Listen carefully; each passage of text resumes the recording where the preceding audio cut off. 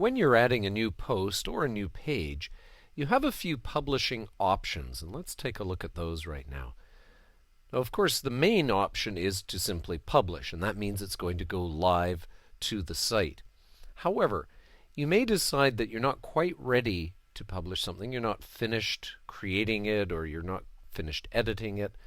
You can just save it as a draft. And it will tell you the status once you've done either publishing or draft. It'll tell you right up here the status. Now, the other thing you can do is say, I'm going to publish this in the future. And that's where you would click this button right here. And it's going to allow you to choose a date and a time, so you can get very specific. Could be next Monday at 9 a.m. you want this to be published. So you simply enter the date and the time and hit OK. Now, watch when I do this. So let's say I choose July and I hit OK.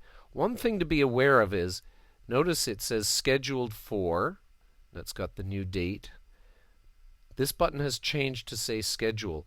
So even though it says it's done here, you actually have to still hit this button. And that's very important, especially when you've already published something or you've already done it as a draft and it's just sitting there. It looks like you've changed the date already, but until you hit this button, that date won't actually get remembered. Now, one of the other options you've got is visibility here. You can decide whether to make this particular item public, or you could password protect it, or you could make it private. Private's a bit of a strange one in a way. It really just means that it's visible in the administration area to other people like editors and other administrators. Password protected, on the other hand, would mean that you're creating a password for this particular post. It'll show up in your website, but it'll say password protected, please enter a password. So you would give that password to your visitors or your clients or whoever it is. When they enter it, then they can see the particular post or page. So those are your options there. And sticky, by the way, means that the post will stay on the front page. Posts keep getting moved down as you create them.